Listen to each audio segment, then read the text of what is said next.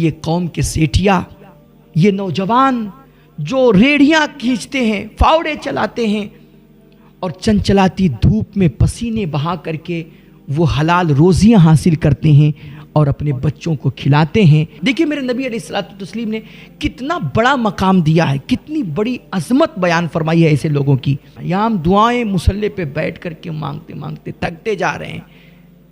کیا پتہ ہماری دعائیں قبول ہوں یا نہ ہوں، لیکن اللہ کے نبی گارنٹی دے کر کے فرما رہے ہیں کہ جو ایمانداری کے ساتھ کاروبار کرے گا، پیسہ کمائے گا، حلال روزی کمائے گا۔ بزرگ تھے وہ فرمایا کرتے تھے کہ بیٹا جب تم اس دنیا میں آئے تھے نا، جب تم پیدا ہوئے تھے تو تم رو رہے تھے اور دنیا ہنس رہی تھی۔ بچہ جب پیدا ہوتا ہے تو روتا ہوا پیدا ہوتا ہے، اگر بچہ روئے نا پیدا ہوتے وقت تو گھر میں، خاندان میں، فیملی میں مایوسی پھیل جاتی ہے، لوگ سمجھنے لگ جاتے ہیں کہ شاید بچہ مردہ پیدا ہوا ہے۔ اس لیے پیدائش کے وقت بچے کا رونا یہ بہت ضروری ہوتا ہے۔ تو عام طور پہ بچے جب پیدا ہوتے ہیں تو روتے ہی، زمین پہ گرتے ہی وہ چیخ مارتے ہیں، رونے لگتے ہیں، اور جب وہ روتے ہیں تو لوگوں میں خوشی پھیل جاتی ہے کہ الحمدللہ زندہ سلامت بچہ پیدا ہوا ہے، تو لوگ خوشیاں منانے لگ جاتے ہیں۔ تو بزرگ فرماتے تھے کہ بیٹا جب تم اس دنیا میں آئے تھے تو تم رو رہے تھے اور دنیا ہنس رہی تھی، لیکن بیٹا اب جب تم دنیا سے جانا تو تم اس کا بدلہ لے کر کے جانا دنیا سے۔ ایسا نہ ہو کہ تم روتے ہوئے آئے تھے اور روتے ہوئے چلے جاؤ۔ بیٹا اس دنیا میں آئے ہو تو اپنے آپ کو اتنا کامیاب بناؤ، اتنا اپنے آپ کو آگے لے کر کے جاؤ، علم حاصل کر کے، پیسہ کما کر کے، بزنس کر کے، اور اپنی زندگی کو قیمتی بنا کر کے، لوگوں کا سہارا بن کر کے، لوگوں کی مدد کر کے، انسانیت کو فائدہ پہنچا کر کے، اپنی خاندان، رشتہ دار، بھائی بہن، دوست احباب کی سیوا کر کے تم اپنے آپ کو اتنا انمول بنا لو، اتنا قیمتی بنا لو، اور اپنی زندگی کو اتنا نفع بخش بنا لو بیٹا کہ جب تم اس دنیا سے جاؤ تو تم ہنس رہے ہو اور لوگ تمہاری میت پہ آنسو بہا رہے ہوں۔ بیٹا اللہ نے تمہیں اس دنیا میں بھیجا ہے، تمہیں ایک موقع دیا ہے اللہ رب العزت نے اپنی اس کائنات میں رنگ بھرنے کا، اپنی ایک چھاپ چھوڑنے کا، اور اپنی اس دنیا میں ایک پہچان بنانے کا۔ گمنامی کی موت مت مرنا میرے بھائی، دنیا میں آئے ہو نا تو اپنی اس کائنات میں ایک چھاپ چھوڑ کر کے جاؤ، دنیا میں اپنی پہچان بنا کر کے جاؤ، اور وہ کام کر کے جاؤ نا کہ لوگ تمہیں یوٹیوب اور گوگل پہ سرچ کریں، علاقے تمہارے نام سے جانے جائیں، اتنا کامیاب بناؤ اپنے آپ کو۔ دیکھو اللہ کتنا عظیم ہماری اس دنیا میں ہمارے بھیجنے کا کتنا عظیم مقصد بیان فرما رہا ہے۔ اللہ فرماتا ہے تبارک الذی بیدہ الملک وہو علی کل شیء قدیر الذی خلق الموت والحیات لیبلوکم ایکم احسن عملا۔ اللہ نے ہمیں آپ کو یہ زندگی انسٹاگرام اور فیس بک پہ بیٹھ کر کے ریل بنانے یا ریل دیکھنے کے لیے نہیں دی ہے، بلکہ اللہ فرما رہا ہے کہ ہم نے تمہیں یہ زندگی اس لیے عطا کی ہے، اور ہم نے تمہیں دنیا کے میدان میں اس لیے اتارا ہے تاکہ دیکھیں تم میں سب سے اچھا پرفارمنس کون کرتا ہے، تم میں سب سے بہتر کامیاب زندگی گزار کر کے اس دنیا سے کون جاتا ہے، کون سب سے آگے بڑھتا ہے، اور کون میرے بندوں کی سب سے زیادہ سیوا کرتا ہے، اپنی زندگی کو نفع بخش بناتا ہے، کون اس دنیا پہ میری کائنات میں اپنی زندگی کو گلا کر کے، محنتیں کر کے، خون پسینہ بہا کر کے اور جد و جہد کر کے میری اس کائنات میں انرجی بھر کے اور رنگ بھر کر کے دنیا سے رخصت ہوتا ہے۔ اس لیے میرے بھائی ہم یہ اپنے وقت کو یار ادھر ادھر کیوں ضائع کر رہے ہیں؟ سوشل میڈیا پہ بیٹھ کر کے فالتو لائک کمنٹ کر رہے ہیں، بس اسکپ کرتے جا رہے ہیں، آگے بڑھاتے جا رہے ہیں بے مقصد، کوئی وجہ نہیں ہے یار۔ کہتے ہیں ہم سمجھاتے اپنے نوجوانوں کو کہ میرے بھائی یہ سب کیوں کرتے ہو، کہتے ہیں سب کرتے ہیں۔ میرے بھائی تم سب نہیں ہو، تم سب نہیں ہو یار، تمہارا اسٹیٹس کچھ اور ہے، تمہارا مقام کچھ اور ہے۔ اور آج یہ جو کچھ ہو رہا ہے، کسی نے کہا تھا کہ حضرت آپ قوم کو جگائیے، ہم نے کہا میرے بھائی کس قوم کو جگانے کی بات کر رہے ہیں، اور کس نوجوان کو آمادہ کرنے کی، اکسانے اور جو ہے موٹیویٹ کرنے کی بات کر رہے ہیں؟ ارے جن کو فلسطین کے بچوں کی چیخیں نہ جگا سکیں، اور خود ہمارے ملک میں یہ آئے دن کے فتنے آئے دن کے جو ہے یہ معاملات، یہ حادثات، مسجد مدرسوں کو تمہارے توڑا جا رہا ہے، تمہارے بچوں کی ماب لنچنگ ہو رہی ہے، تمہارے گھروں کو بلڈوز کیا جا رہا ہے، اور اس طرح خطرات ہمارے سروں پہ منڈلا رہے ہیں. اگر یہ سارے معاملات ہمیں آپ کو جگا نہ سکیں تو کسی مولوی کی تقریر تمہیں کیا جگائے گی؟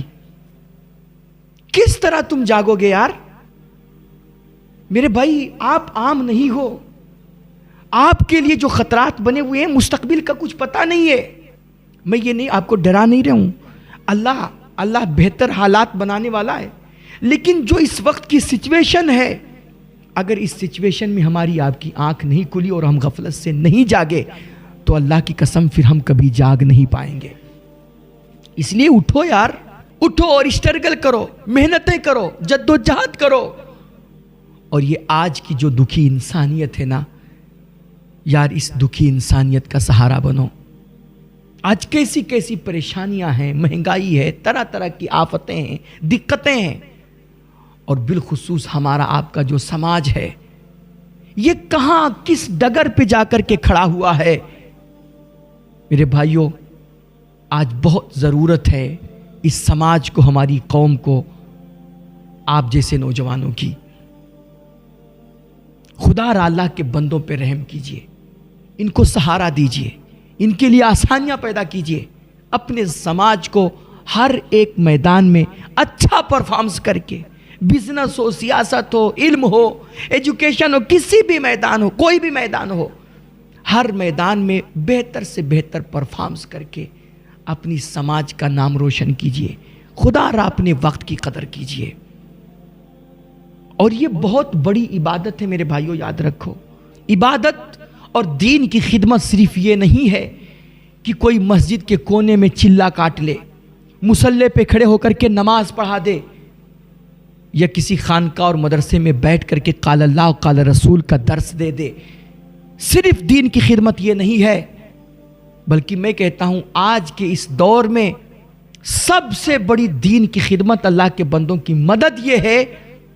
کہ جب آج ہمارے سماج کے سامنے اتنے بڑے بڑے چیلنجز ہیں، اور جب ہماری قوم آج دوسروں کا منہ دیکھ رہی ہے اور غربت اور افلاس کی سطح سے گر کر کے وہ زندگی گزارنے پہ مجبور ہے، ایسے وقت میں سب سے بڑی عبادت اور انسانیت کی سب سے بڑی سیوا یہ ہے کہ نوجوان محنتیں کر کے، خون پسینہ بہا کر کے، جد و جہد کر کے وہ زیادہ سے زیادہ پیسے کمائے، حلال کمائیاں حاصل کرے، اور اپنے بچوں کو بھی وہ حلال کمائی کھلائے. باقی بچے جو پیسے ہیں وہ اللہ کے غریب بندوں پہ خرچ کرے. یہ سب سے بڑی عبادت ہے. ایک روایت ہے کہ ایک مرتبہ اللہ کے نبی علیہ الصلوۃ والتسلیم کے سامنے سے ایک نوجوان کا گزر ہوا،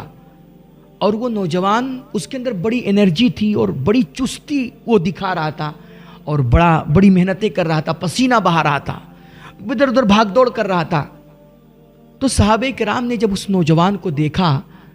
تو انہوں نے اللہ کے نبی علیہ الصلوۃ والتسلیم کی بارگاہ میں عرض کیا کہ یا رسول اللہ، کتنا اچھا ہوتا کہ اس نوجوان کی یہ جو چستی ہے نا یہ اللہ کی راہ میں ہوتی، اور یہ جو جد و جہد کر رہا ہے، محنتیں کر رہا ہے، یہ اللہ کی راہ میں محنتیں کرتا. تو میرے نبی علیہ الصلوۃ والتسلیم نے فرمایا کہ صحابہ، تم کیا سمجھتے ہو کہ یہ صرف عبادتیں کرنا، مسجد میں جا کر کے اللہ اللہ کرنا، قرآن کی تلاوت کرنا، یا راتوں رات نفل پڑھنا، یا پھر جماعت میں جا کر کے، تبلیغ میں جا کر کے ادھر ادھر گلی محلے شہر شہر کا چکر کاٹنا، یہی اللہ کی راہ میں محنت ہے اور یہی اللہ کی راہ میں چستی دکھانا ہے؟ میرے نبی نے فرمایا ہو سکتا ہے اس کے گھر میں چھوٹے چھوٹے بچے ہوں. حضور نے فرمایا اگر یہ اپنے چھوٹے بچوں کے لیے محنتیں کر رہا ہے، چستی دکھا رہا ہے، تو اس کی یہ چستی بھی اللہ کی راہ میں ہے. فرمایا ہو سکتا ہے اس کے گھر میں بوڑھے ماں باپ ہوں، اگر یہ اپنے ماں باپ کی خدمت کرنے کے لیے اور ماں باپ کے دوا علاج پانے کے لیے یہ محنتیں کر رہا ہے، پسینہ بہا رہا ہے، تو اس نوجوان کا یہ پسینہ بہانا اور اس کی یہ چستی یہ بھی اللہ کے راہ میں ہے. ہاں، اگر وہ فخر کے لیے، گھمنڈ کے لیے اور اپنے خاندان، رشتہ دار، دوسرے لوگوں کو نیچا دکھانے کے لیے اور اپنے آپ کو فرعون ثابت کرنے کے لیے محنتیں کر رہا ہے، تو یقیناً اس کی یہ چستی، اس کی یہ محنتیں دنیا کے لیے اس کے لیے بربادی ہے. لیکن اگر اس کی نیت خالص ہے، وہ یہ سب اسٹرگل، یہ محنتیں، یہ جدوجہد اس لیے کرتا ہے تاکہ حلال روزی حاصل کرے اور جائز پیسے کمائے اور اس سے اپنے بیوی بچوں کی خدمت کرے، خاندان، رشتہ دار، بھائی بہن، ماں باپ کی خدمت کرے، سیوا کرے، اور باقی جو بچے پیسے ہوں وہ اللہ کے غریب دوسرے بندوں پہ خرچ کرے، تو میرے نبی فرماتے ہیں اس کا ایک ایک قدم اللہ کی راہ میں ہے اور اس کی یہ چستی، یہ پھرتی اللہ کی بارگاہ میں عبادت لکھی جائے گی. دیکھو میرے حضور کے فرمان کا مفہوم ہے نہیں کہ بندہ حلال روزی کما کر کے جب لاتا ہے اپنے بیوی بچوں کو کھلاتا ہے تو اس کی بیوی بچوں کے منہ میں جتنے لقمے جاتے ہیں اللہ ایک ایک لقمے پہ اس بندے کے حق میں صدقے کا ثواب لکھتا ہے. اور اللہ کے نبی علیہ الصلوۃ والتسلیم فرماتے ہیں الساعی علی الارملۃ والمساکین کالمجاہد فی سبیل اللہ، اور کما قال النبی، فرماتے ہیں کہ جو بندہ کسی یتیم یا بیوہ کے لیے محنتیں کرتا ہے، بھاگ دوڑ کرتا ہے، اور ہمارے امت کے غریب طبقے کے لیے وہ جد و جہد کرتا ہے، پیسہ کما کر کے، ان کا کوئی کام کر کے ان کا سہارا بنتا ہے، فرماتے ہیں ایسا بندہ اللہ کی راہ میں جہاد کرنے والے مجاہد کے درجے میں ہوتا ہے. اور حضرت ابو ہریرہ فرماتے ہیں کہ اللہ اس بندے کو اتنا ثواب دیتا ہے، اتنا اجر عطا فرماتا ہے کہ جیسے کوئی بندہ سالوں سال رات رات جاگ کر کے نفل پڑھے، عبادتیں کرے، قرآن کی تلاوت کرے، اور سالوں سال رمضان کے علاوہ باقی 11 مہینے بھی وہ ہمیشہ روزے رکھے. تو جتنا سالوں سال روزہ رکھنے والے اور راتوں رات ہمیشہ عبادت کرنے والے بندے کو ثواب ملتا ہے، اتنا ثواب اللہ رب العزت ایک یتیم بیوہ مسکین کے لیے محنت کرنے والے، بھاگ دوڑ کرنے والے، پیسہ کمانے والے بندے کو عطا فرماتا ہے. تو عبادت صرف روزہ، نماز اور نفل ہی نہیں ہے میرے بھائی. قال اللہ قال رسول کی تعلیم دینا، واعظ کرنا، نصیحت کرنا، تقریر کرنا، مسجد میں نماز پڑھانا، صرف یہی عبادت نہیں ہے، بلکہ یہ قوم کے سیٹھیا، یہ نوجوان جو ریڑیاں کھینچتے ہیں، فاوڑے چلاتے ہیں اور چنچلاتی دھوپ میں پسینے بہا کر کے وہ حلال روزیاں حاصل کرتے ہیں اور اپنے بچوں کو کھلاتے ہیں، وہ بھی بہت بڑے عبادت گزار ہیں، دیندار ہیں، اور بلکہ میں کہہ رہا ہوں وہ ولی ہے وقت کے. اگر وہ جھوٹ بول کر کے دھندا نہیں کرتے ہیں، اگر وہ بے ایمانی کر کے دھندا نہیں کرتے ہیں، اگر وہ کسی کو دھوکہ نہیں دیتے ہیں، ایمانداری کے ساتھ جو پیسے کمانے والے لوگ ہیں، ایک آٹو چلانے والا بندہ بھی اگر وہ جھوٹ نہیں بول رہا ہے، بے ایمانی سے بچ رہا ہے، دھوکہ دڑی سے بچ رہا ہے، اور 5 وقتہ نمازوں کی وہ پابندی کرتا ہے، تو وہ اس وقت کا میں سمجھتا ہوں سب سے بڑا ولی ہے. جی ہاں، دیکھیے میرے نبی علیہ الصلوۃ والتسلیم نے کتنا بڑا مقام دیا ہے، کتنی بڑی عظمت بیان فرمائی ہے ایسے لوگوں کی. میرے حضور فرماتے ہیں کہ جو بندہ جھوٹ سے بچتا ہے اور ایمانداری کے ساتھ بزنس کرتا ہے، کاروبار کرتا ہے، حلال روزیاں جو کمانے والے لوگ ہیں، میرے حضور فرماتے ہیں کہ کل قیامت کے دن اللہ ایسے لوگوں کو نبیوں، صدیقین اور شہداء کے ساتھ جنت میں جگہ عطا فرمائے گا. اتنا اونچا مقام. حلال روزی کمائیں تو اللہ نبیوں اور صدیقین کے ساتھ آپ کو جنت میں جگہ عطا فرمائے. یہاں ہم دعائیں مصلی پہ بیٹھ کر کے مانگتے مانگتے تھکتے جا رہے ہیں، کیا پتہ ہماری دعائیں قبول ہوں یا نہ ہوں،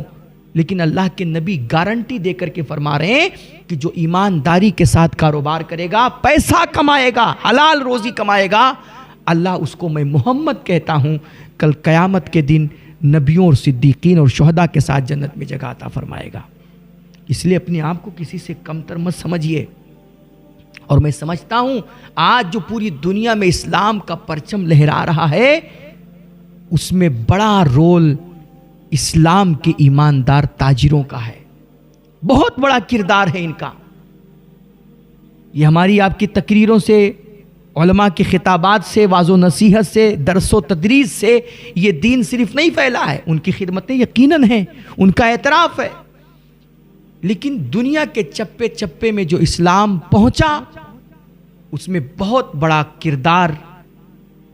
مسلمان ایماندار تاجروں کا ہے.